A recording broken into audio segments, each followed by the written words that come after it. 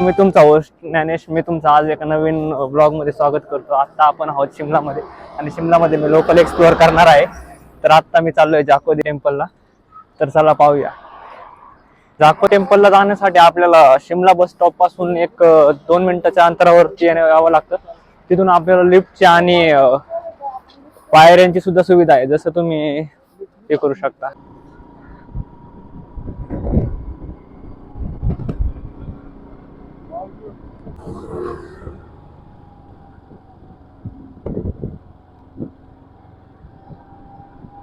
Guide करायचं असेल तर तुम्हाला हेल्मेट घालणं कंपल्सरी आहे मित्रांनो इथे. आणि रेंट आम्हाला पडलं एक 600 रुपये आणि आम्ही शेअरिंग मध्ये घेतल्यामुळे आम्हाला ते 300 रुपये वाटले. आणि जे फ्युल आम्ही ते हे करणार आहोत त्याच्यामध्ये.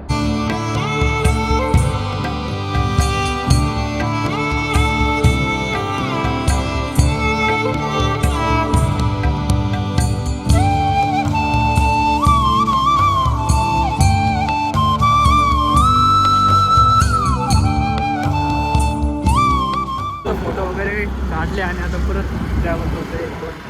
अंतर आहे तर पाहूया आता.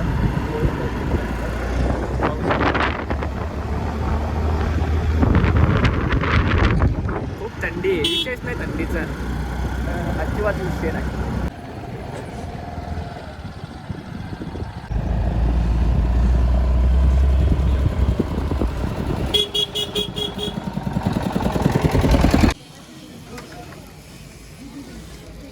तर जाको टेम्पलच्या आपण बरोबर मागे उभा आहे आणि इथून मी तुम्हाला पुढला व्ह्यू सिनेमॅटिक मध्ये दाखवण्याचा प्रयत्न करणार आहे.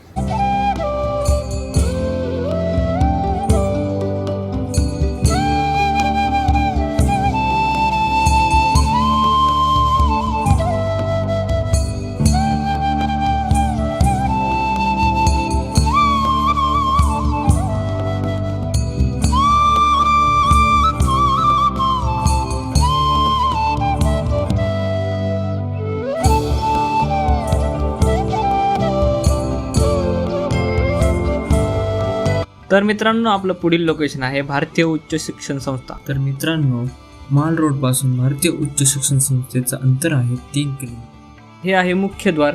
तिथून आतमध्ये आपल्याला जाण्यासाठी प्रवेश करावा.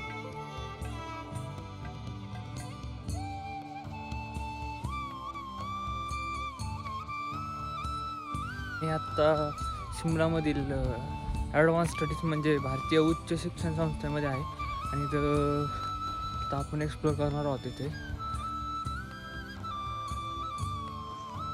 मध्ये जाण्यासाठी आपल्याला इथून तिकडे यावं लागतं. ते पाहू आपण.